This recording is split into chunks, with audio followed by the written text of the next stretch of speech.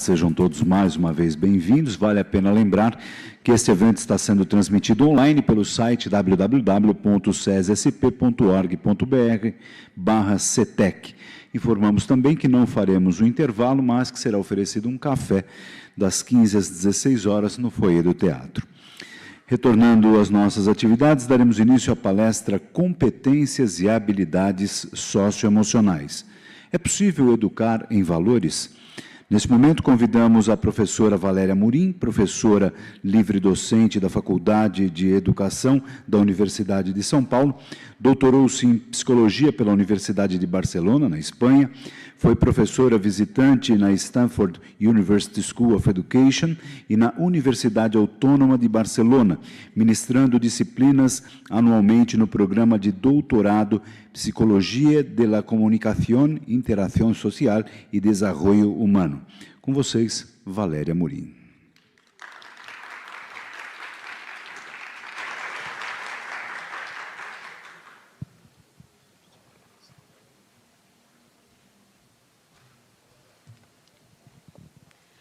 Boa tarde a todos e a todas.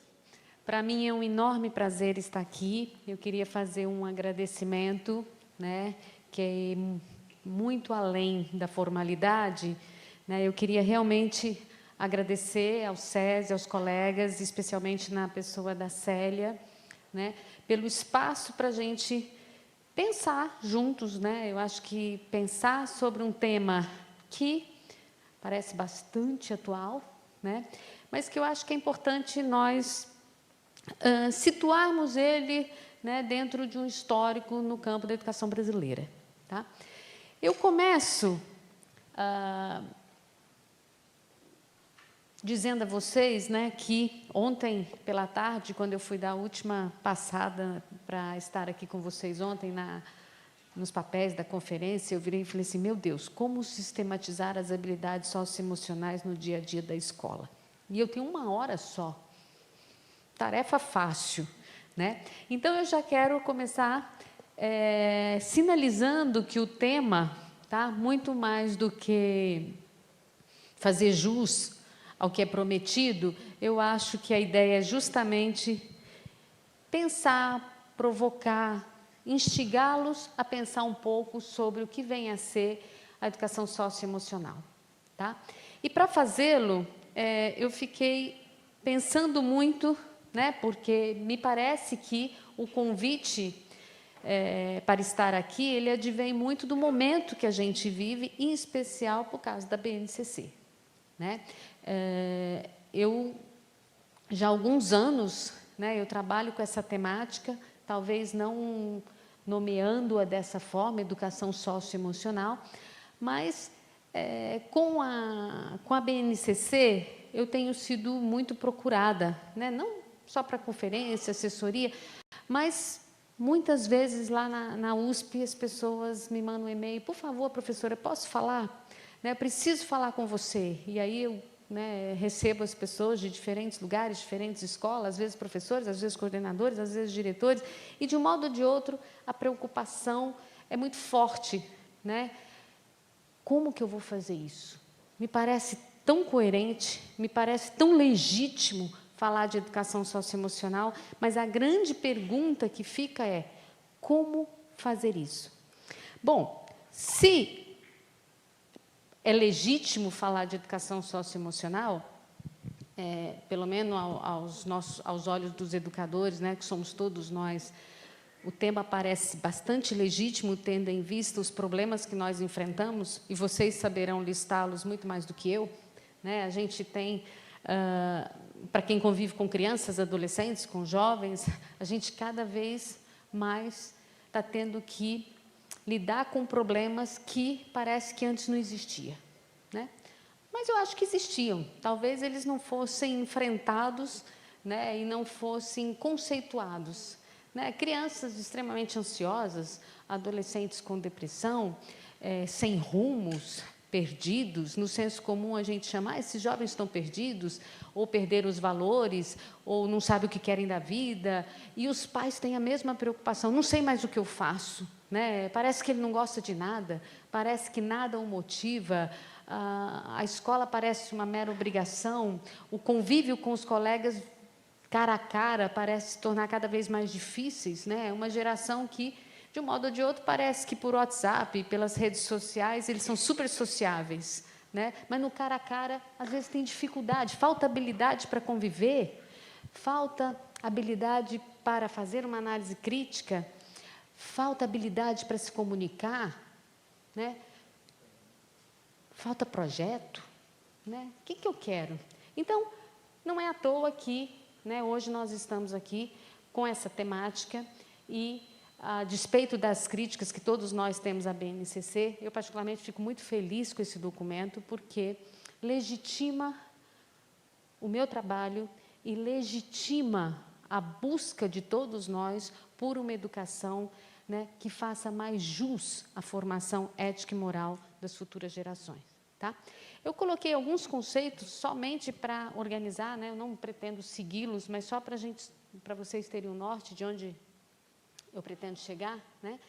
De um modo ou de outro, quando eu falo que a BNCC legitima essa temática e a busca das instituições escolares por um trabalho mais sistematizado com as emoções, os sentimentos, os afetos, os valores, né? É porque, de um modo ou de outro, a BNCC ela define um conjunto, né, de aprendizagens essenciais que todos os alunos devem desenvolver ao longo das etapas e modalidade de educação básica, né? Então, nesse sentido, o documento é bom. Ele traz para a gente o que é que a gente tem que fazer. Quais são as aprendizagens, né? Qual é o mínimo que nós temos que oferecer aos nossos alunos, tá? E aí tem uma coisa que o documento traz o tempo inteiro, que essas aprendizagens devem assegurar aos estudantes o desenvolvimento de 10 competências, né? Eu estou chamando de 10, nós temos documentos que trazem mais, documentos que trazem menos, tá? Mas eu vou trabalhar com essas 10 aqui de forma muito rápida, né? Só para dar ao conhecimento de vocês, e depois a gente vai pensar, refletir como que a instituição escolar pode enfrentar esse grande desafio, tá? A ideia da BNCC, de novo, que não é nenhuma novidade para vocês, né, traz a indicação clara de que os alunos devem saber e, sobretudo, do que devem saber fazer, oferecendo referências para o fortalecimento de ações que assegurem aquelas aprendizagens emocionais. Então, nesse sentido, né, eu acho que o documento ele nos organiza, ele nos situa e ele nos dá uma referência. Tá? Bom, quando a gente fala de competência, né, ontem eu fiquei pensando, eu tenho que fazer jus ao título da minha conferência. Né? E quando a gente fala das competências, das habilidades, a despeito das diferenças que tem de um autor para o outro, né, e a BNCC traz isso com clareza, me parece, é preciso dizer que tampouco há consenso, né, ao redor desses dois conceitos, competências e habilidade. Tá? Mas eu queria fazer um esforço, um movimento aqui de dizer para vocês que, aos meus olhos, não parece, a BNCC não traz nenhuma grande novidade. Ela dá uma sistematizada, mas não tem nada de novo. Né? Eu tenho certeza que vocês, de um modo ou de outro, já trabalharam com esses conceitos. Tá? Prova disso, tá? Alguns exemplos, que eu não vou ler todos, tá? Prova disso, algumas referências de autores conhecidos de todos nós, né? E que trabalharam isso. Em 2002, por exemplo, como o professor Nilson Machado, né, meu colega de trabalho lá na Faculdade de Educação. Em 2002, o Nilson já trazia esse conceito, né, que é um conceito que, a forma como ele conceitua, me parece bastante interessante, né, quando o Nilson traz as competências como um conjunto de conhecimentos, habilidades e atitudes apropriadas para o contexto, contemplando a capacidade de mobilizá-los diante de situações reais. Por que eu gosto muito desse conceito do Nilson? Para quem não conhece, eu estou me referindo ao Nilson José Machado, da Faculdade de Educação, lá da USP. Tá? Quando o Nilson traz junto com o Perrinot, traz esse conceito e fala de mobilizá-los diante de situações reais, para o campo da educação moral, para o campo da educação ética, isso é super importante. Por quê? No campo da psicologia moral, que é a minha área, né, de atuação, a gente vem, ao longo dos anos, trabalhando, né, e vendo modificações importantes, avanços importantes, no sentido de abandonar, entre aspas, aquela moral iluminista do dever, né, e do Kohlberg, que foi um grande autor americano que trabalhou muito com moral, trabalhou na educação com dilemas morais, para formação ética e moral. O problema é que esse autor, que é uma grande referência na área, ele sempre trabalhou com dilemas morais e dilemas hipotéticos. Quando o Nilson traz aqui situações reais, ele vai nos aproximando, no campo da moralidade, nos aproximando do sujeito real, que somos todos nós. Né? Nós temos medos, nós temos raiva, nós temos angústia, nós gostamos, nós desgostamos.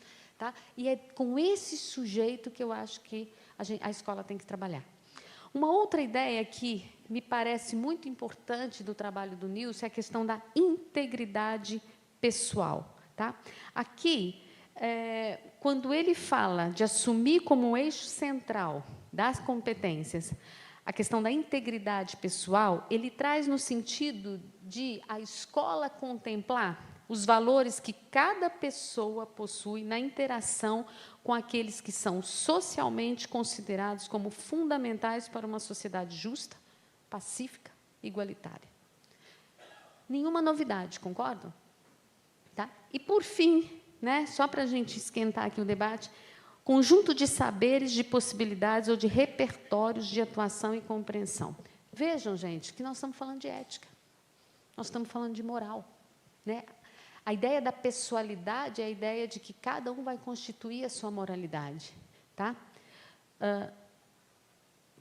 Quando a gente volta para a BNCC, o documento traz, com muita precisão, a ideia de... Ela contempla os conhecimentos, as habilidades, atitudes.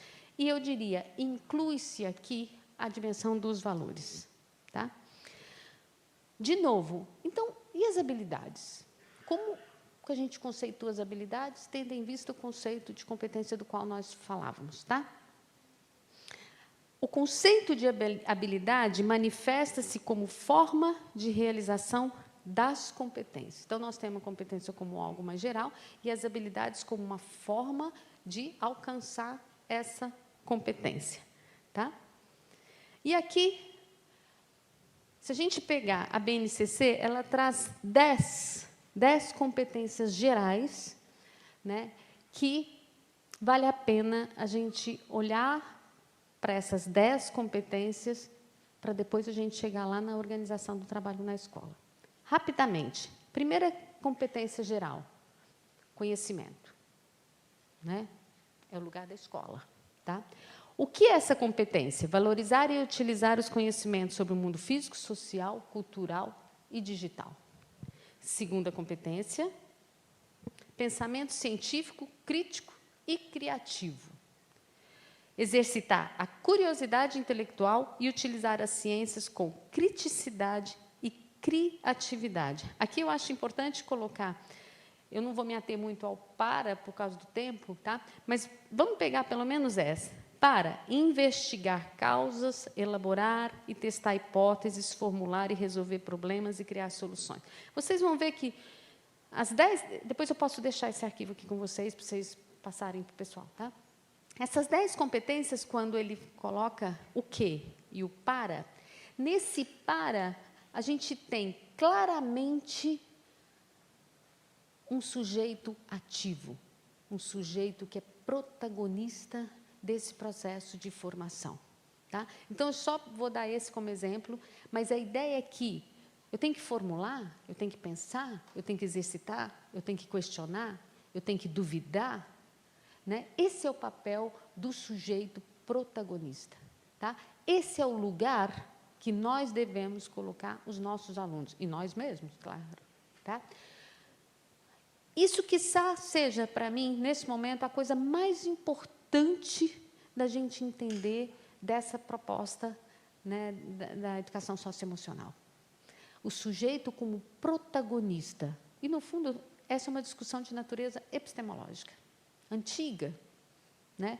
De um modo ou de outro, eu costumo dizer, todos nós somos, né, construtivistas, pelo menos no discurso. Concordam? Tá? Mas como é difícil a gente assumir esse papel de professor e fazer jus aos princípios do construtivismo.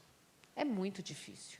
Não só o professor, os pais, os educadores, né? Como é difícil fazer jus aos pressupostos do construtivismo. Então, quando a gente está falando pensar, elaborar, duvidar, questionar, pesquisar, investigar, criticar, né? Essa é a essência da educação ética e moral. E é com esse olhar que eu penso que a gente tem que se enveredar pela educação socioemocional. Já já a gente vai falar como. Terceira, repertório cultural.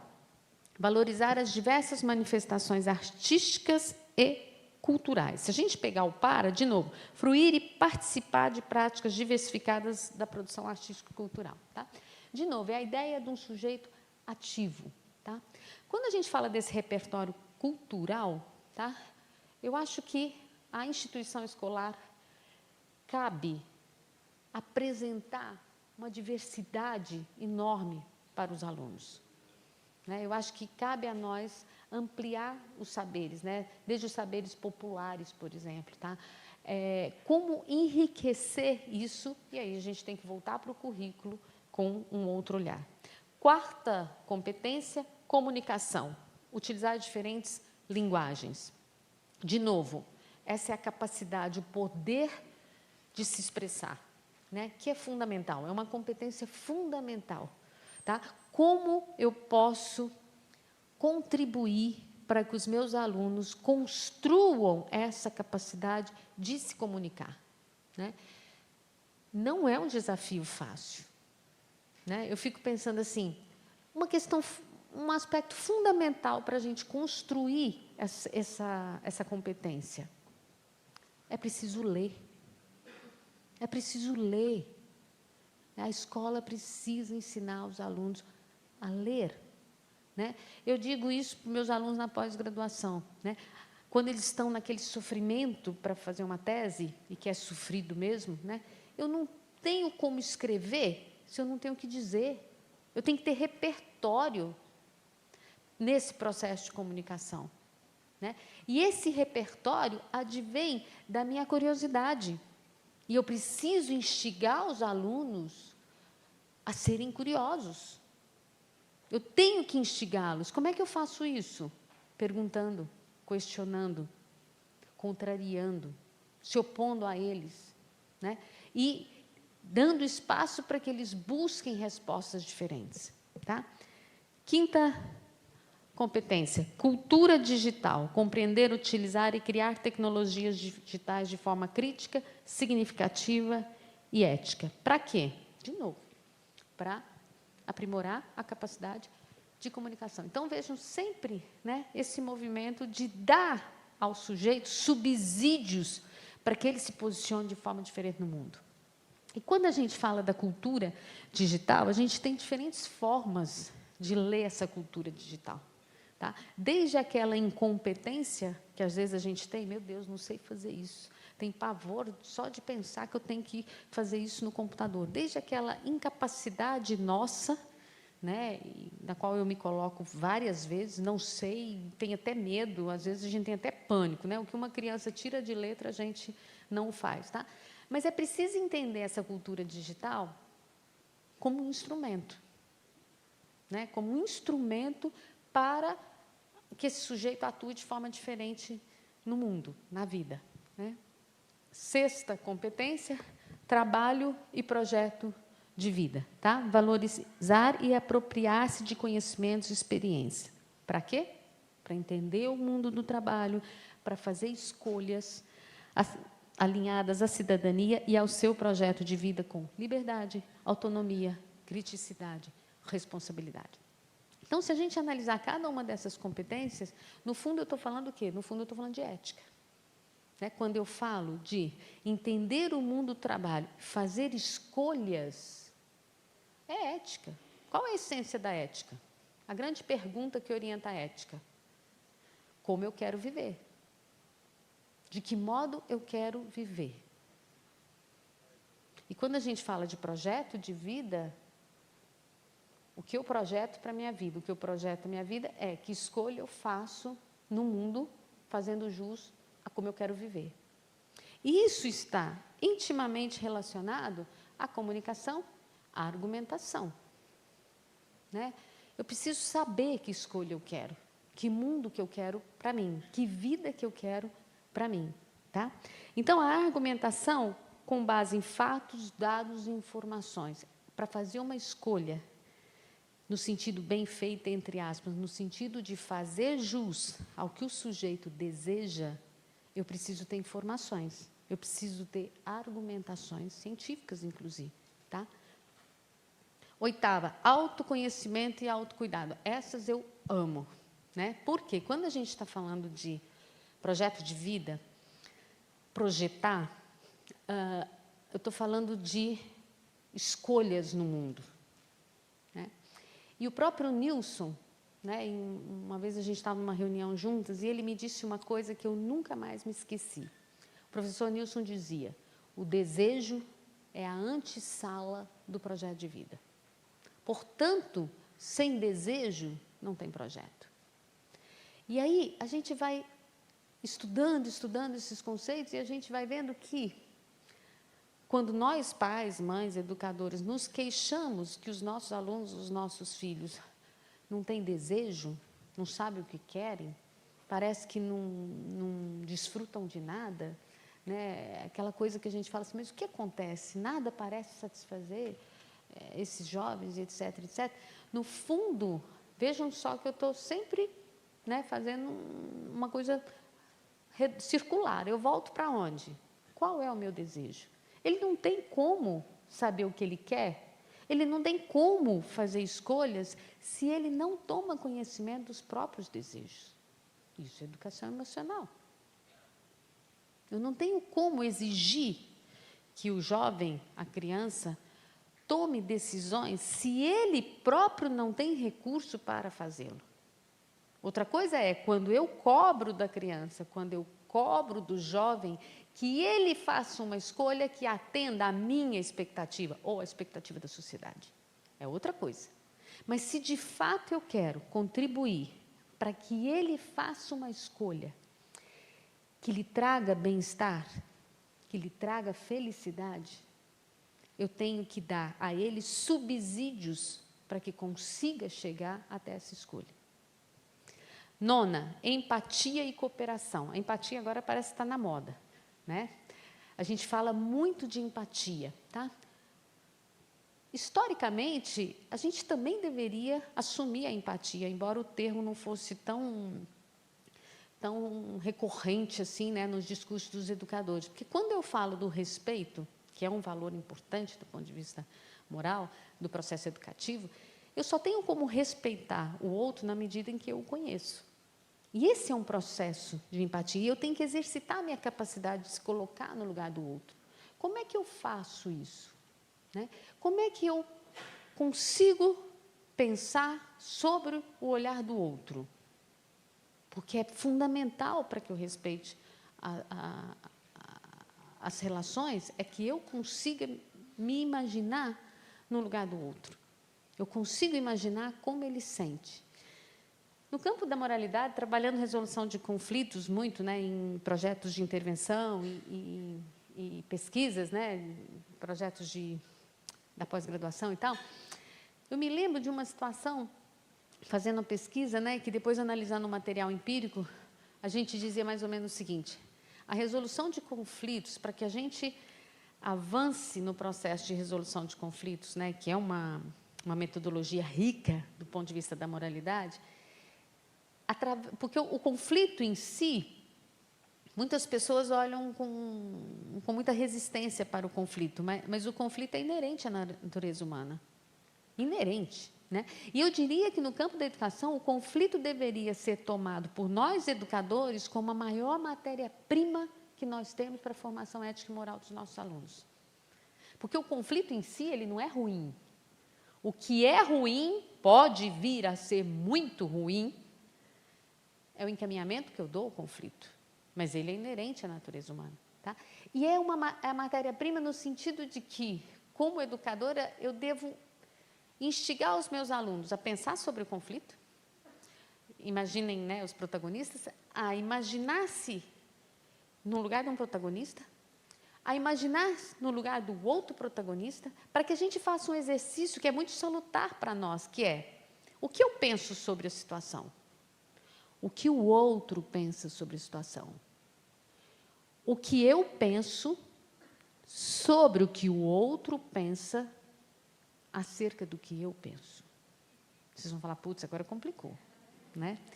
Mas, no fundo, se nós fizéssemos esse exercício, nós seríamos mais hábeis socialmente. O espanhol tem uma palavra que eu acho fantástica, que é a ideia da habilidade. Eles falam assim, a pessoa lista, né, no sentido de que ter muitas habilidades sociais. Tá? Por quê? Querem ver um exemplo? Quando a gente vai para aquelas reuniões intermináveis, sabe aquelas reuniões deliciosas que vocês têm? Eu tenho um monte dessas lá na USP. Né? E a gente precisa enfrentar algumas coisas. Né? Então, a gente olha para a pauta e fala assim, é aqui. Como é que eu entro para defender o meu ponto de vista?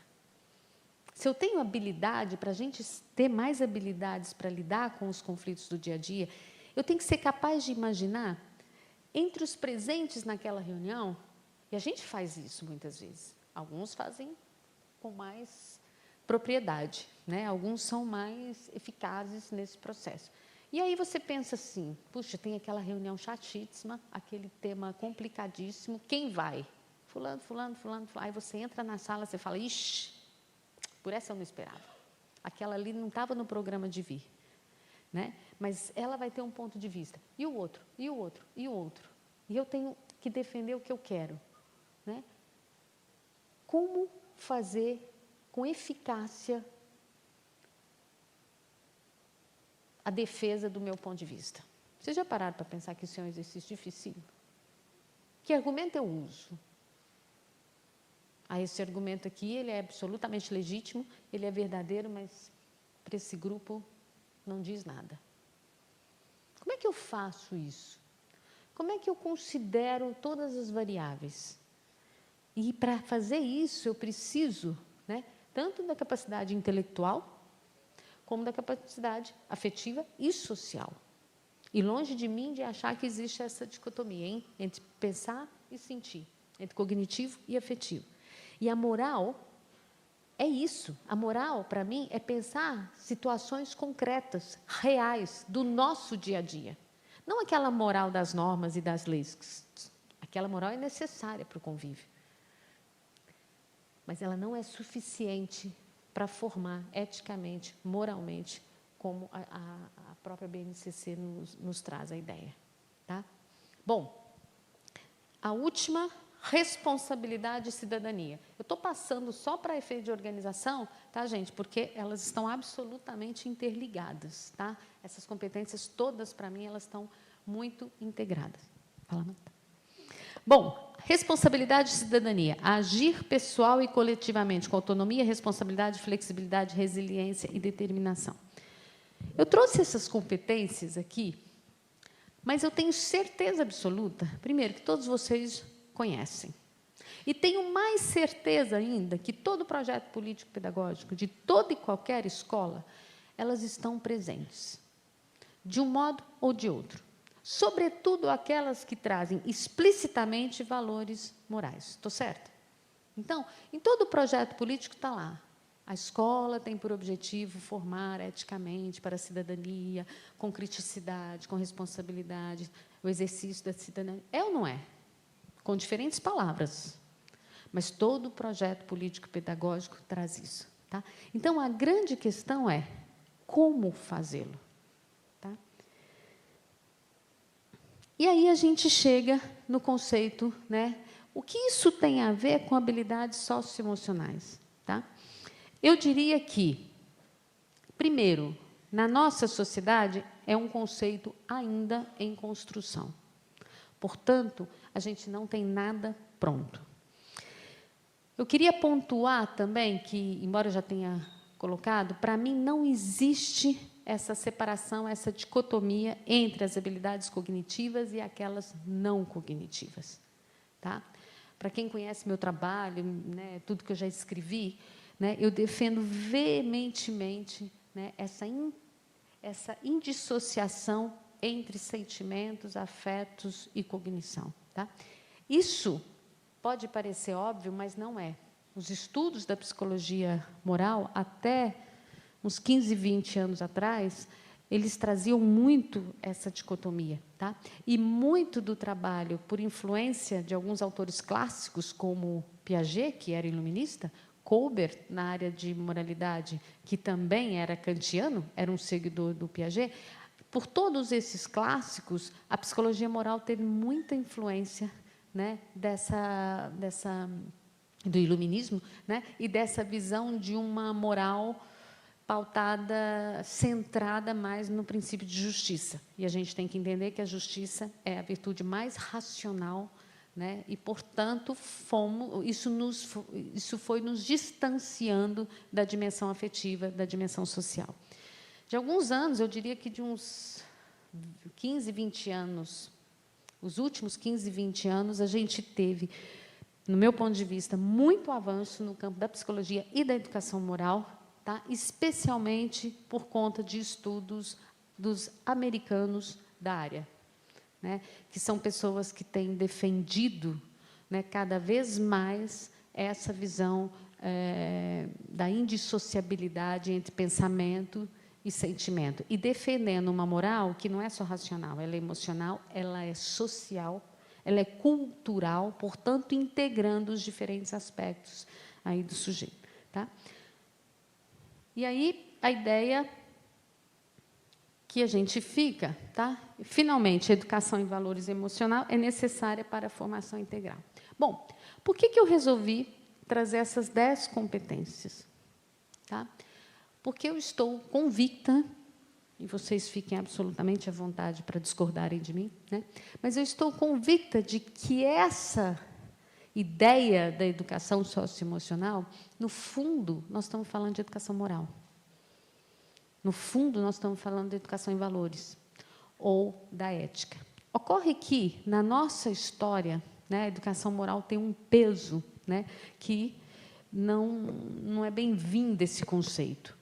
Tá? Quando a gente fala de ética, também, a educação em valores menos, né? Mas quando a gente traz a educação socioemocional, tendo em vista os problemas, né, atuais que a gente está enfrentando na escola com crianças e jovens, parece que soa melhor. Tá? Mas eu vou dizer a vocês, eu acho que nós estamos falando da mesma coisa.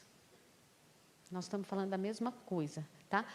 Não da mesma coisa conceitualmente, né, do ponto de vista da perspectiva de educação moral. Isso não. Tá? Mas, para mim, quando eu falo da educação em valores, eu estou falando de ética. Porque os valores fazem parte do sistema afetivo. Tá? E aí, cabem algumas perguntas conceituais para explicar. Primeiro, se é a mesma coisa, né? Primeira pergunta, a gente está falando tanto de valores, responsabilidade, compromisso, respeito. No fundo, são valores. E aí cabe a pergunta, né? Como, já que somos educadores, como se dão os processos de construção de valores? Como é que uma pessoa constrói um determinado valor? Como é que uma pessoa torna-se honesta? Ou desonesta? Ou injusta? Como é que uma pessoa torna-se respeitosa? Ou violenta? Vocês já pararam para pensar? Porque isso é fundamental para a gente pensar assim, as nossas ações favorecem mais a construção de valores éticos ou não? Segunda pergunta, se estamos de acordo que a educação socioemocional é educação em valores, né? É possível educar em valores? Terceira pergunta, se sim, quais valores a escola deve ensinar? Por fim, aquela pergunta que não quer calar, né, que tem a ver com o título da minha fala aqui, como sistematizar? Como fazer isso? Né? Como que eu vou fazer isso? E aí, eu quero começar pensando só me organizar aqui no tempo. Eu quero começar pensando assim, tudo isso que eu estava sinalizando para vocês, que essas competências, né, não traz nada de tão novo, embora o documento seja valioso, né? Por que falar disso? Por que falar de comunicação, criticidade, projeto de vida? Por que a gente fala disso? Tá? Por que seria isso, no momento, o melhor a se oferecer aos alunos? Vocês já pararam para pensar? Há quem diga, né, e na minha casa, a gente escuta isso com uma certa... Na minha casa, não, né? Na casa da minha família, algumas tias mais velhas falam assim, eu fui educada e deu tudo certo, a minha escola era ótima. Não sei, né? Vocês ficam inventando moda. Né? E há quem defenda isso, que a educação de antigamente era excelente. Né? Isso nos faz pensar, a despeito de todas as críticas, e tal, isso nos faz pensar o seguinte, a pergunta é, por que isso é melhor? Por que essa visão seria, essa concepção de educação seria melhor? Acho que essa é a pergunta. E agora eu vou tentar convencê-los por quê, ok? E vou tentar fazer, mostrando para vocês uma imagem que eu gosto muito, embora ela, né, no papel ela fique estática, mas eu acho que é fundamental para que a gente compre, no melhor sentido da palavra, essa ideia de reorganizar os espaços, os tempos e as relações escolares para fazer jus àquilo que a gente chama de educação socioemocional.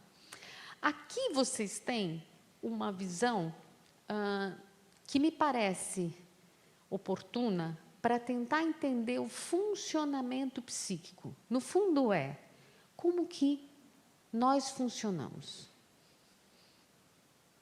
Como que o psiquismo humano funciona? Essa é a grande pergunta.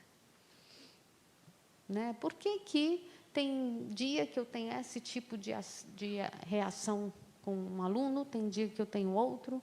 Por que tem dia que eu me sinto mais corajosa, tem dia que eu me sinto mais receosa? Por quê? Como é que se dá isso internamente? Tá? E aqui eu vou defender, trazendo, nessa imagem que vocês têm, no primeiro plano ali, tem uma mancha azul clara, não sei se está dando para vocês lerem, tá? Que está escrito inconsciente. O primeiro aspecto que eu gostaria de clarificar aqui é o seguinte, quando a gente coloca essa dimensão do inconsciente, é para defender que todos nós, alunos, professores, coordenadores, diretores, né, somos constituídos por uma dimensão que é a dimensão do inconsciente. Portanto, todos nós comparecemos à instituição escolar com essa dimensão, embora não seja o nosso objeto. Não dá para falar para os nossos alunos, escuta, dá para você deixar seu inconsciente lá de fora? Tá? Portanto, nós temos que admitir que o inconsciente está presente.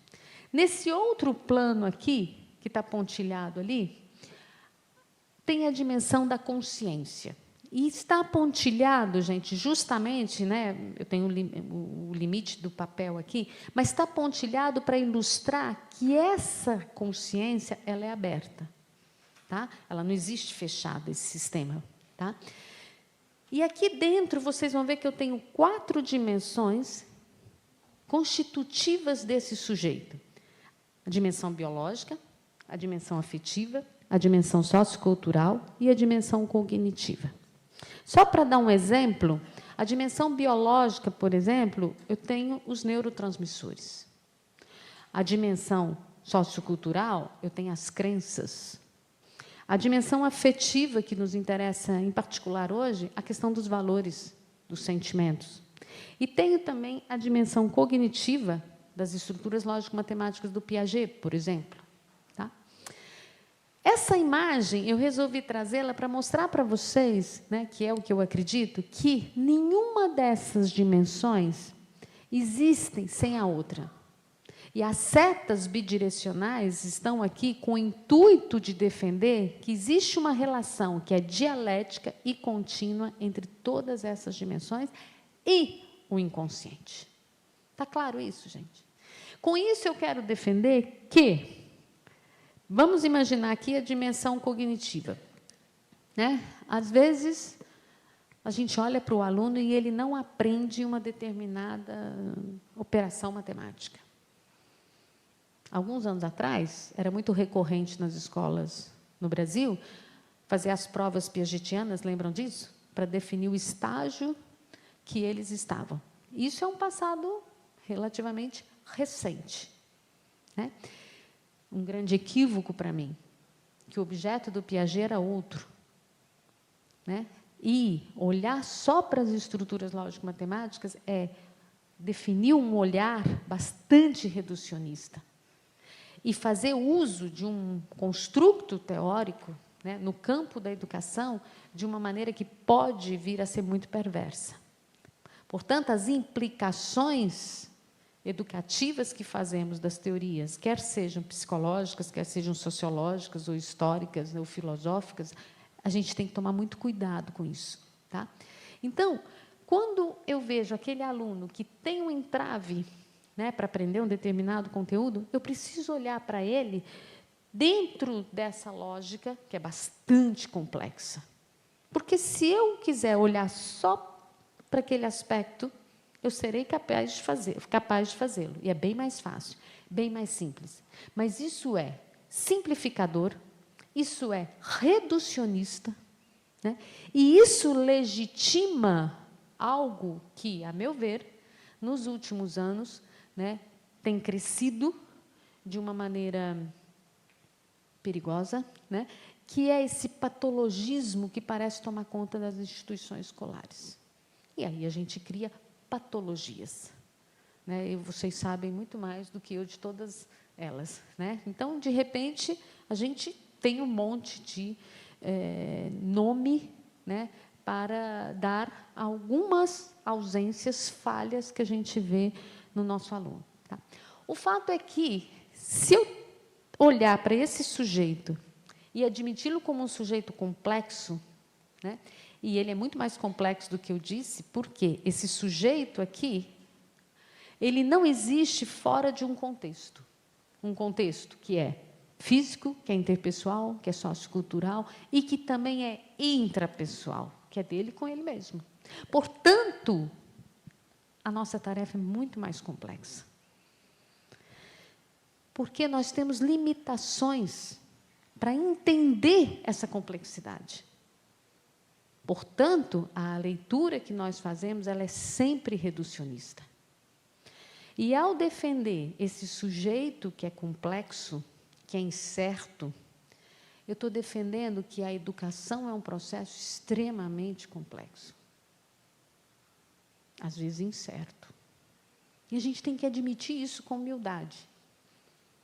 Sabe aquela coisa, aquela criança que o professor lá fica explicando aquela lição 10 vezes, e ele fala assim, não é possível que ele não entendeu. Aí ele explica de novo, o aluno não entende. Aí vem um coleguinha lá do fundo e fala assim, é assim, assim, assim. Aí a criança olha, valeu, agora eu entendi. E a gente fica parecendo com cara, né, como diz lá na minha terra, parecendo cara de tacho. Né? Mas por que isso é a grande riqueza da educação?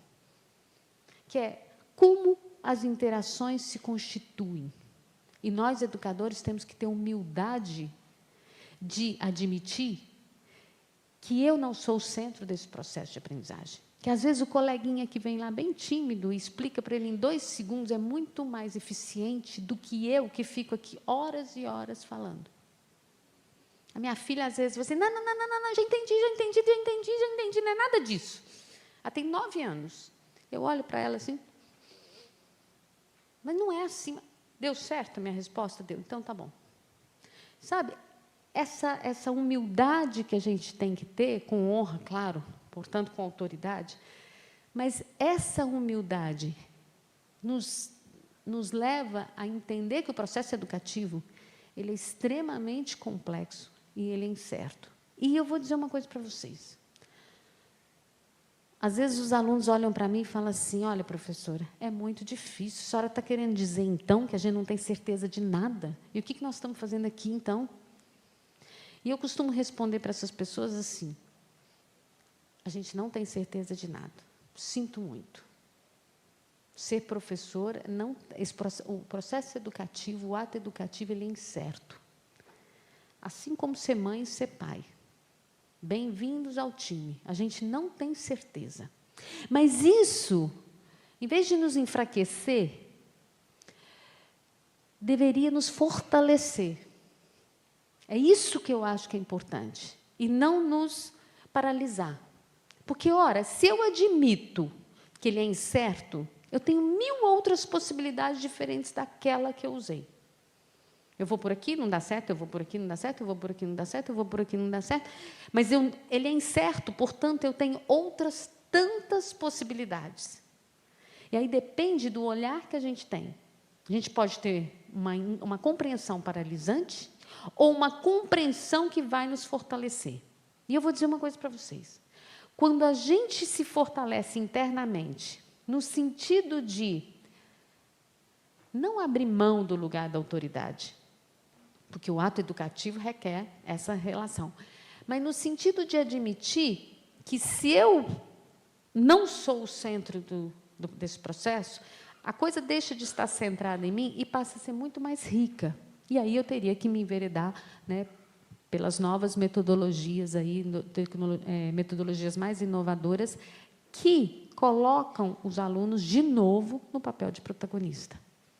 Agora, a gente vai sofrer para burro enquanto a gente não admitir que não dá mais para ser aquele professor de antigamente, que achava que detinha o conhecimento e vivia numa ilusão. Até certo ponto, vivia até feliz. Né? Não dá mais, porque a velocidade da produção de conhecimento hoje ela é completamente diferente do que era. Né? E o acesso que os nossos alunos têm ao conhecimento, por N vias, não só pela tecnologia, nos leva a admitir essa vulnerabilidade. Não sou só eu que tenho que ensinar para eles. E isso, por pelo menos 2 razões, vai exigir que a gente mude o tipo de relação com os alunos. Por pelo menos 2 razões. Primeira, que eu já falei, nós não temos o poder de deter todo esse conhecimento. E a segunda, que é mais explícita ainda, e cada dia me parece mais explícita, os nossos alunos vão se tornando impacientes. Porque a velocidade que eles têm em mãos está anos-luz da nossa velocidade. Sabe quando você vai ensinar para um aluno e ele perde a paciência com você? É igual a minha filha outro dia dizia assim, não aguento mais ouvir a professora explicar. Quando ela fala a primeira frase, todo mundo já entendeu, e ainda falta 10 minutos para ela falar. 10 minutos é uma eternidade, gente, para uma criança de 9 anos. E aí a gente começa a fazer relaxamento, yoga, a gente lança a mão de tudo, nada contra, tá? Pelo amor de Deus. Mas o fato é que a gente precisa enfrentar o tipo de relação que vamos estabelecer com os nossos alunos. Vocês acham que é diferente com os meus alunos da USP? Claro que não. Eu estou falando com eles, eles estão lá na internet. Adianta eu proibir eles de ficarem na internet? Eles estão na internet pesquisando aquilo que eu sugeri ou averiguando se aquilo que eu estou falando é legítimo. Como é que eu vou bloquear isso? É muito mais difícil ser professor nesse contexto do que antigamente, concorda? Então, a gente precisa reinventar essa educação. Bom, se o psiquismo é complexo desse jeito, vamos voltar para a primeira pergunta, que é: como é que se dão os processos de construção de valores? Todos nós desejamos que os nossos alunos sejam justos, generosos, responsáveis, etc, etc, etc, etc. Mas como construir esse valor? Vocês já pararam para pensar? Piaget tem um texto de 1954 que, para mim, ainda hoje é o melhor conceito de valores. Nesse texto, ele dizia mais ou menos o seguinte, que os valores nascem da projeção de sentimentos positivos sobre coisas, pessoas e ou objetos. As palavras não eram exatamente essas, né? Mas ele dizia assim, primeiro eu projeto um sentimento positivo numa coisa, numa relação, num objeto, e depois, com o processo de intelectualização, esse valor torna-se interno. Mais ou menos a gente podia pensar assim, quando uma criança nasce e tem uma mãe cuidadora, que cuida, que protege, que alimenta, é provável, estou falando de probabilidade, é muito provável que essa criança vá projetar sobre essa mãe sentimentos positivos, não é? E depois, com esse processo, essa mãe vai tornar-se um valor para ela. Dito de outra forma, valor é aquilo que eu gosto, ok? E contravalor? O que é um contravalor? Aquilo que eu não gosto. E aquilo que eu não gosto surge do quê? Das projeções de sentimentos negativos, ok? Portanto, primeira coisa importante, nem todo valor é ético. Eu posso projetar sentimentos positivos sobre violência e achar a violência legal. Até me divertir com bullying. Já viram isso? Sim ou não? Então, a pessoa, né, tem alguém sendo insultado e tem uma equipe se deliciando. E a gente fala assim, meu Deus, os próprios apelidos, por que os apelidos são engraçados? Já pararam para pensar? E são engraçados para alguns. Para outros, eles são altamente ofensivos, né? Ou gordinho, ou baixinho, ou não sei o que lá. Vocês têm um repertório muito melhor do que o meu, né? Mas o fato é que tem gente que acha legal. É bacana isso. E aquilo torna-se um valor. Portanto, primeiro aspecto importante, nem todo valor é moral. Ok? Bom, depois, com o processo, desde que a gente nasce até quando a gente morre, a gente vai projetando sentimentos positivos e negativos, sentimentos positivos e negativos. E a gente vai constituindo aquilo que a gente chama de sistema de valores. Mas entendam esse conceito é do professor William Damon, de Stanford, que depois foi aprimorado pelo professor Ulisses Araújo, também da USP. Mas entendam esse conceito de maneira muito fluida, tá? Mas imaginemos aqui, lá no centro, eu coloquei intencionalmente 4 valores: honestidade, ter dinheiro, justiça e beleza física. Tá? Mas coloquei esses mesmos valores na periferia da identidade ali, para a gente ver que é bastante fluido. Dependendo do contexto, pode ser central, dependendo do contexto, pode ser absolutamente periférico para mim. Mas imaginemos ali, honestidade. Tá? Uma pessoa que é super honesta, tá? E aí ela compra algumas coisas numa loja e fica devendo 5, 10 reais, sei lá. E ela é muito honesta e aquilo incomoda muito. Ela vai para casa, né? Até o dia seguinte, ela fica incomodada, aquele mal-estar, porque ela está devendo alguém.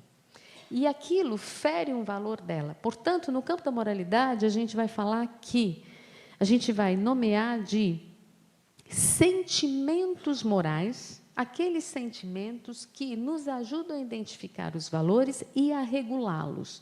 Vergonha, culpa, indignação, constrangimento, pena, todos são sentimentos que a gente chama de sentimentos morais. O fato é que uma pessoa que tem honestidade como um valor central, ela sente vergonha de estar devendo para o outro 5 reais. Enquanto ela não vai lá e paga, é como se tivesse um mal-estar interno. Em compensação, no cenário político que nós vivemos, né, nós somos capazes de assistir a cenas de terror, né, na corrupção. São milhões, bilhões, e as pessoas não ficam nem vermelhas. Não traz constrangimento, não traz culpa, não traz vergonha, não traz nada. né? As pessoas ficam, às vezes, raivosas porque a corrupção não deu certo, né? E aí você para pensar, meu Deus, como é que pode? Né? Uma pessoa sofre tanto por causa de um troco, nada, e outro, né, não sente culpa nem nada, tá? E aí a gente vai entendendo essa lógica do sistema de valores. Agora, esse valor, ele não é rígido, tá? O mesmo valor, numa outra situação, pode se tornar absolutamente periférico. Por exemplo, eu posso ser uma pessoa extremamente honesta com os meus amigos e cumprir tudo com os meus amigos e não sê-lo com o governo, por exemplo, na hora de declarar imposto de renda. Tá? Outro exemplo aqui que me parece importante, a questão do ter dinheiro. Tá? Às vezes, o valor central para a pessoa é ter dinheiro. Portanto, ele pode ser corrupto sem problemas, porque o que é central para ele é ter dinheiro. Isso aqui, gente, eu sei que é um esquema, né, de uma pessoa, né, um grande estudioso da área de moral, e que, com isso, ele foi esclarecendo e nos ajudando a entender como é que, ao longo da vida, a gente vai constituindo esse sistema de valores que é absolutamente fluido. Por exemplo, um dia que eu estou mal-humorada, tá, eu posso ter uma conduta diferente daquela esperada.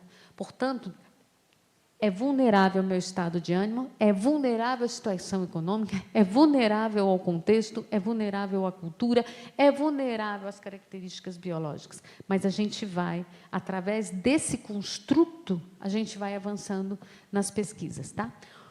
Em que isso nos interessa? Porque é preciso a gente pensar como, então, a escola pode favorecer a construção de valores éticos. Portanto, se vocês me perguntarem que valores a escola deve trabalhar, eu vou responder para vocês que um documento que eu acho que deveria ser uma bíblia mesmo na escola é a Declaração Universal dos Direitos Humanos.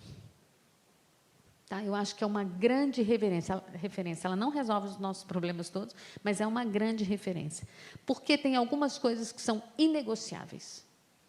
Né? Eu não posso cair, eu acho que a gente tem que entender que é preciso contemplar as diferenças culturais, não uma imposição de valores a diferentes culturas. Por exemplo, eu não posso chegar numa tribo indígena e falar, a partir de amanhã tem eleição para pajé.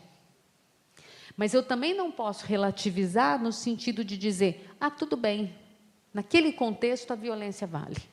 Portanto, eu acho que a DUD é um documento importante para a gente sistematizar esse trabalho. Bom, educar em valores. Tá? Então, é possível educar em valores? Que era a outra pergunta. O principal objetivo da educação em valores é ajudar os alunos a adotar um modo de vida coerente com o que desejam para si e para os seus iguais, que é o que, na realidade, eu já disse. Então, a gente tem que pensar como ajudá-los a construir um sistema de valores que faça jus à ética, de modo que eles consigam construir modos de vida consoante a esses princípios. Não é tarefa fácil, tá? Mas o fato é que, se os valores nascem da projeção de sentimentos positivos, negativos, eu não tenho como deixar a educação emocional de fora disso, porque ela faz parte do processo. Então, eu queria muito que vocês entendessem que, quando a gente fala, educação emocional, né? Nós estamos falando de valores. E não existe valor sem sentimentos. Portanto, não existe nenhuma grande novidade. Há exatos 20 e poucos anos atrás, eu organizei um livro que chamava Afetividade na Escola. E a gente falava exatamente disso. Com outras palavras, outra organização, né, porque o tempo gira. Mas não tem nenhuma grande novidade. Se você está falando de educação em valores, não tem como você não falar de sentimentos. Tá? Da educação em valores aos projetos de vida. Ora, se a educação em valores, se a moral diz respeito ao modo de viver, eu tenho que pensar no trabalho com um projeto de vida. E aí eu vou, né, defender um tema que eu tenho trabalhado nos últimos 12, 13 anos, né? O conceito de projeto de vida da juventude, e nos últimos 3 anos eu tenho trabalhado com projetos de vida de adultos e idosos. Tá? No fundo, defendendo que sem projeto não tem vida. sem você projetar, você não tem como viver plenamente, né? No sentido de viver com dignidade. Tá?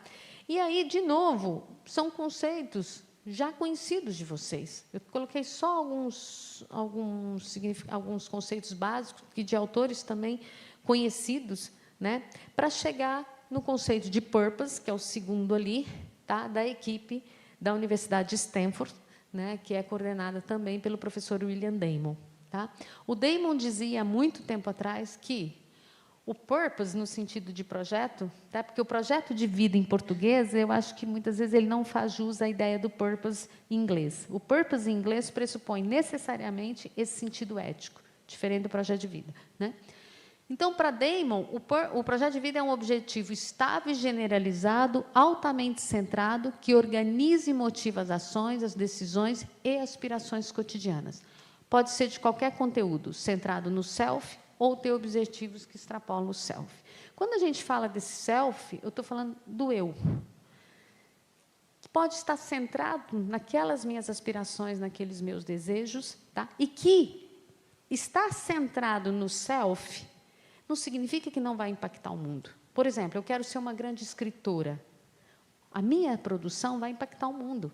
Portanto, não tem como a gente criar uma cisão entre o que é da ordem do self e aquilo que extrapola o self. Tá?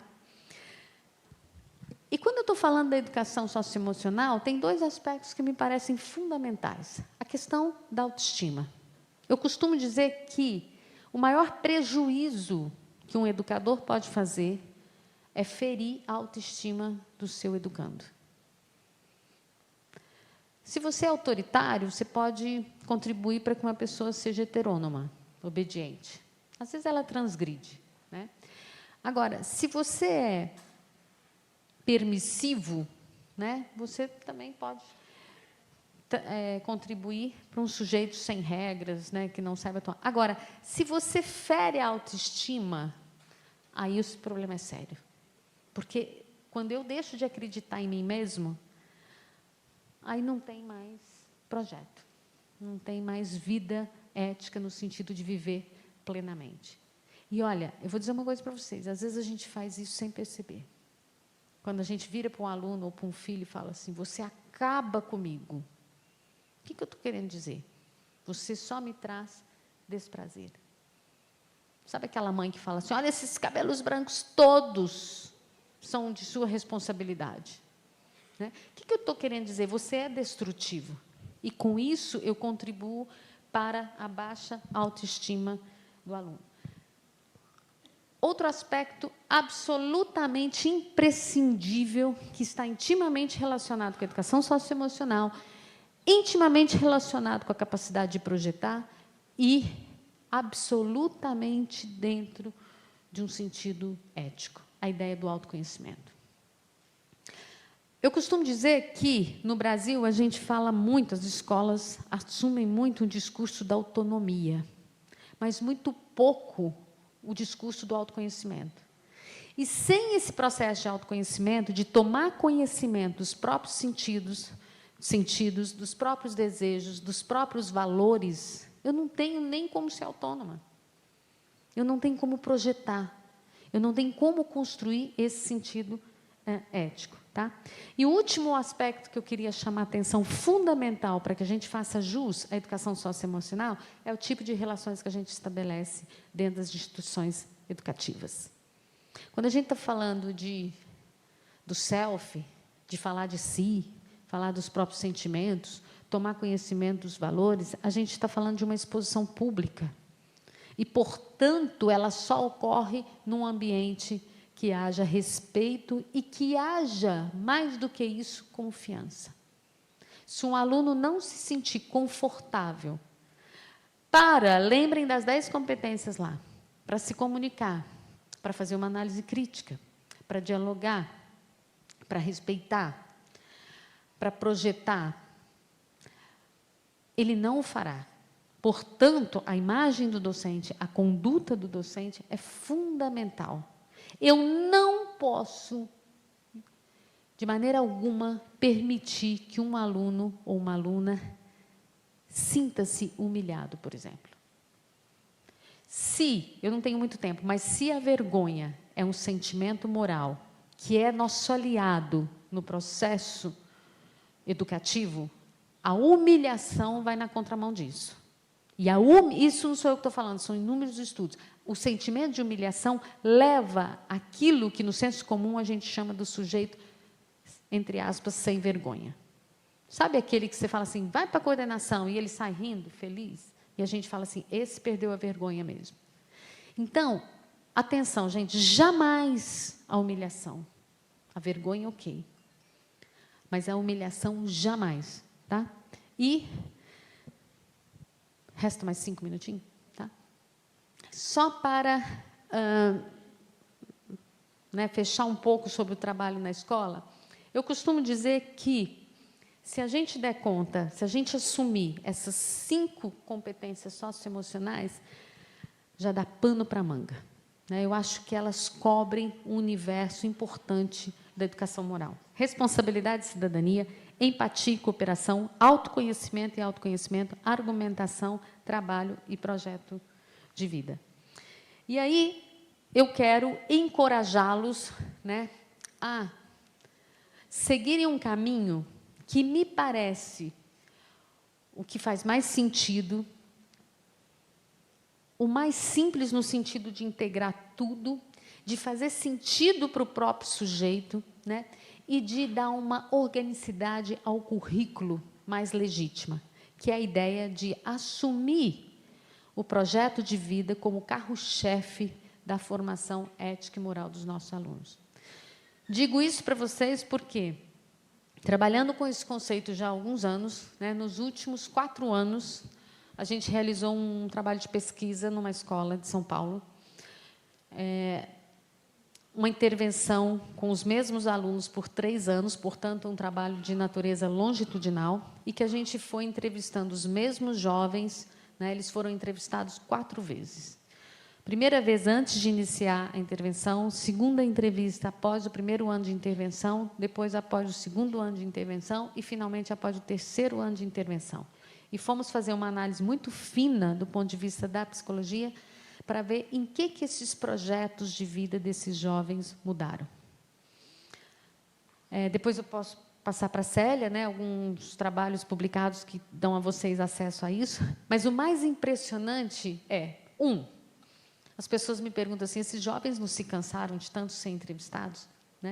E eles pediam que, no fundo, as entrevistas caracterizaram-se para eles como um espaço para falar de si. E eles estavam, assim, em estado de graça com aquela possibilidade. E aí a gente vê como o jovem, a criança, nós passamos tantos anos na escola sem um espaço para nos colocar, para pensar sobre as nossas coisas, conteúdo interno e tal. E o outro aspecto que é super interessante desse trabalho, já na 2ª, na 3ª entrevista, alguns jovens falavam assim, estou morrendo de vergonha, eu lembro o que eu falei para você na 1ª entrevista. Então, aqueles jovens que falavam assim, o que eu quero da vida é ganhar dinheiro, viajar o mundo, ter um carro do ano e tal, na 2ª, 3ª entrevista, eles mesmos se colocavam numa situação de muita vergonha.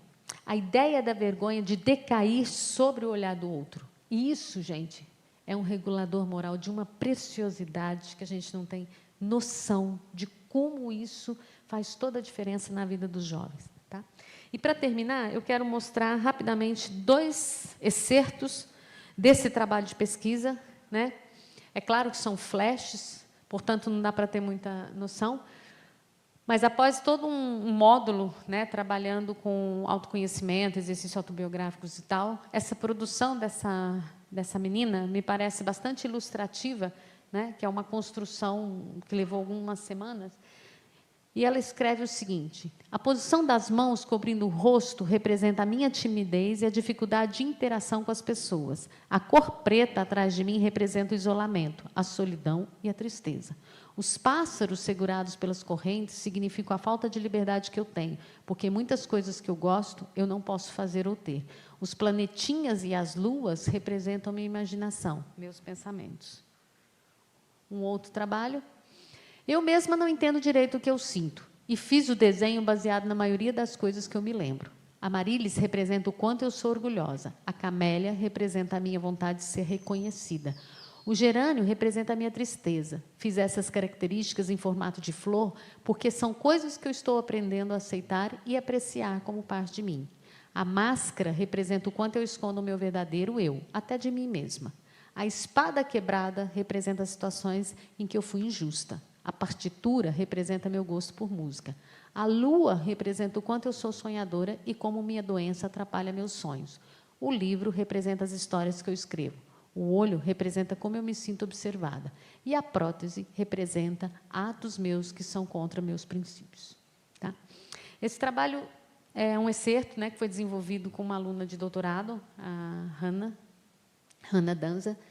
E eu acho que uma das coisas mais importantes que um educador pode fazer pelos seus educandos é dar a ele possibilidade de pensar. Pensar sobre o mundo e pensar sobre si mesmo. E se colocar no mundo e projetar nesse mundo é a forma, é o caminho mais profícuo que a gente tem para a gente viver com bem-estar e da gente buscar, de fato, a felicidade. Como organizar as escolas para a gente proporcionar às futuras gerações a possibilidade de pensar sobre si? Não sei. Tem inúmeras formas de fazê-lo. Eu acho que o primeiro passo é a gente pensar que talvez o que a gente faça esteja longe disso. Eu acho que a forma mais profícua para a gente mudar esse cenário, né, da escola brasileira é a gente olhar para aquilo que a gente faz todos os dias e que foi por nós mesmos naturalizado como uma coisa muito esquisita. Sabe aquela lição que a gente dá todo dia? Aquela tarefa que a gente faz no piloto automático? Olha para aquilo e fala assim, que coisa mais estranha. Sabe por quê? Porque às vezes a gente passa anos fazendo a mesma coisa e achando que aquilo é o máximo. Eu sempre digo isso, ainda mais, né, do lugar que eu estou, na Universidade de São Paulo, quando a gente fala em mudança, nossa, mas a USP está tão bem no ranking, por que a gente vai mudar alguma coisa? E é o caminho mais fácil para a gente fracassar. Então, se eu posso deixar uma sugestão para vocês reorganizarem os espaços, os tempos e as relações, né? Olhem para aquilo que vocês fazem com estranhamento. É muito mais difícil estranhar o velho do que estranhar o novo. E muitas das coisas que a gente vive hoje, em algum momento da história, foi tido por grandes pesquisadores como impossível. Portanto, olhem para o que vocês fazem como algo estranho, com estranhamento. E vislumbrem coisas que, aos olhos de vocês hoje, lhes parece inalcançável. Muito obrigada.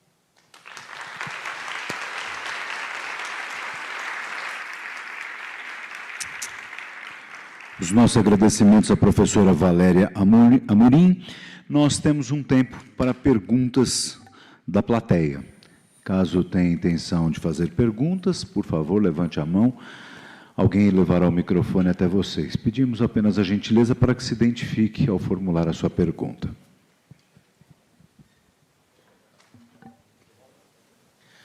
Boa tarde, meu nome é Evandro, eu trabalho na sede em São Paulo. Onde você está, Evandro? Estou aqui. Lá no fundo, professora. Como analista educacional e conteudista na supervisão de educação à distância. E nosso trabalho lá envolve principalmente a educação de jovens e adultos. E pensando nesse contexto, eu me pergunto, as crianças e adolescentes estão em um período mais intenso de formação, inclusive da personalidade. Os adultos já têm uma bagagem muito maior, muitos dos alunos já viveram de um tudo mesmo.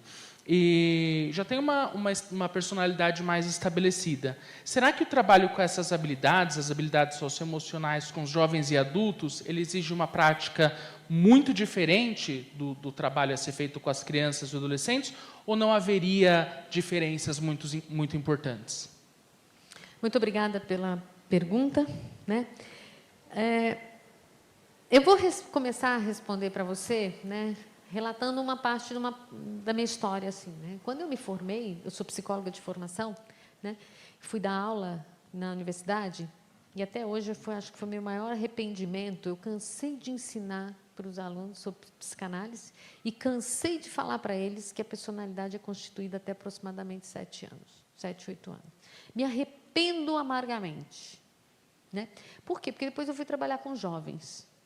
E aí eu descobri que era um turbilhão de mudanças. E aí aqueles construtos que para mim eram verdades, né, foram sendo desconstruídos. E nos últimos anos, trabalhando com idosos, né, e com adultos idosos. E aí a gente tem entrevistas com pessoas de 50, 60, 80. E eu vou te dizer uma coisa, se o trabalho é igual, claro que não, os recursos, as estratégias são diferentes. Mas eu estou falando, se existe algo que para mim é universal, é aquele funcionamento do qual eu falava, aquela imagem. Aquilo para mim que é universal. A forma como a gente funciona. E se isso é assim, primeiro, eu quero deixar registrado que eu acredito que a mudança é possível em qualquer momento da vida. Em qualquer momento da vida. Eu acredito que, em todo e qualquer momento da vida, é preciso a gente tomar consciência dos nossos desejos, dos nossos sentimentos. Tá? E, mais ainda, o que eu acho que é absolutamente fundamental, a gente tem que ter um projeto. A gente tem que ter um desejo. Sem desejo não tem vida. Né? E aí, eu, entrevistando vários idosos, né, entrevistava alguns que diziam assim, minha filha, né, de forma bastante estereotipada, eu já vivi tudo, eu já vivi isso, já vivi aquilo, estou pronta para morrer, já cumpri minha missão. O discurso todo estava referendado no passado. A entrevista é longa, tá? Uma entrevista de 2h30 e tal. Outros só conseguiam falar do que está por vir. Tá? Tinha um senhor de 82 anos, né, que a gente ficava assim, não é possível. Tá? E aí a gente para e pensa, né, de onde sai essa energia? Como é que ele constitui isso, esse desejo pela vida? Né? E a gente tem várias hipóteses, a gente vai analisando a história de vida, porque o projeto de vida tem algo de movimento, né? O passado, você relê o passado à luz do presente para você projetar o futuro. Tá? O fato é que, às vezes, a pessoa passa a vida inteira sem descobrir isso, com 5, com 6, com 12, com 18, com 60, com 80. Às vezes, você olha para uma criança de 6 anos e você fala assim, meu Deus, ela me dá a impressão de ser uma criança triste. Não tem um brilho no olhar. Você olha para um adolescente desanimado, tudo bem. Mas você olha também para um idoso assim. E o contraponto disso são pessoas que têm vida, que têm desejo. Como fazê-lo? Né? Eu acho que só tem um caminho. Criar possibilidades das pessoas descobrirem isso. Como? Às vezes é um livro, às vezes, e desconstruindo alguns estereótipos que a gente tem. Então, sei lá, essa ideia, eu tenho dado um exemplo muito presente na minha vida, que é a questão da leitura. Eu tenho uma filha de 9 anos, né? E a escola fez um trabalho fantástico, né? Que é uma professora fantástica. Criou um projeto que é o livro chiclete, e que consiste basicamente, cada criança vai escolher um livro que gosta, e aquele vai ser o seu livro chiclete, porque não pode desgrudar dela. Bom, primeiro livro, eles costumam se acertar, não sei o quê, a minha filha é apaixonada em cavalo, procurava livro de cavalo e tal. Acontece que são crianças de 8, 9 anos, lendo. Então, da noite para o dia, não tem 2 meses, a minha filha, vamos, está na hora de ir para o dentista. Espera que eu preciso pegar meu livro. E entra no carro e abre o livro. Né? Aí ela vai ao banheiro com o livro. Ela vai não sei aonde com o livro. São livros assim. Sabe, livros profundos. E você fala assim, o que essa mulher fez? Né? Então, estou dando só um exemplo de que ação a gente pode fazer para despertar o desejo no outro. E esse exemplo simples que eu estou dando, mas muito rico, a gente precisa pensar que essa ação, ela está planejada, está pensada, está sistematizada, mas está aberta à diversidade. Porque se essa professora falasse assim, todo mundo vai ler esse livro, ela não tinha tido esse sucesso que ela teve nessa turma específica. Por quê? Porque cada um gosta de uma coisa.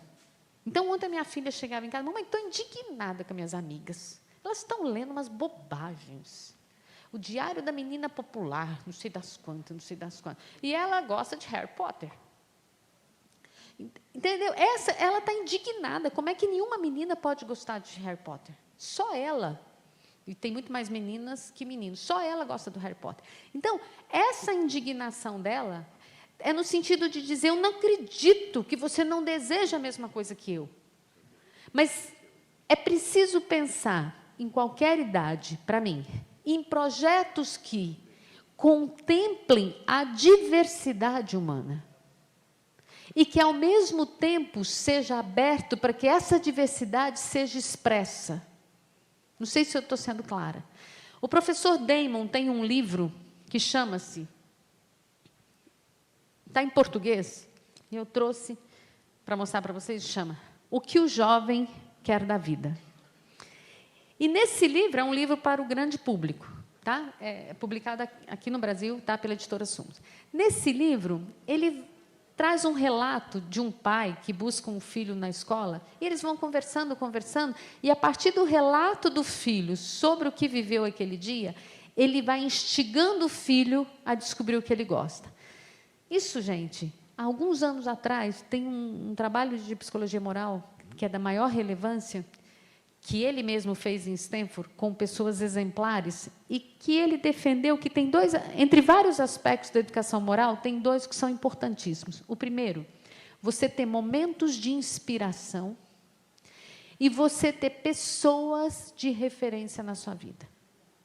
Então, momentos de inspiração. O que eu aproveito do que o meu aluno ou meu filho me relatam para que sejam momentos de inspiração para ele?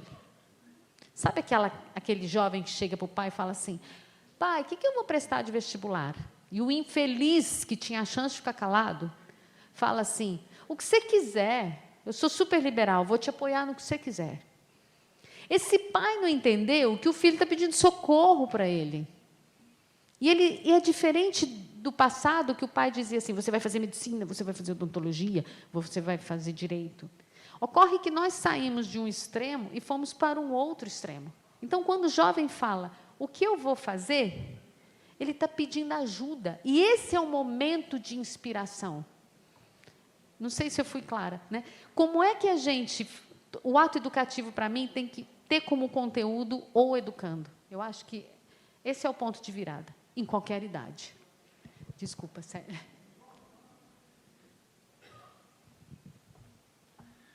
Mais uma vez, os nossos agradecimentos à professora Valéria Amorim pela sua apresentação, pela sua contribuição ao nosso congresso.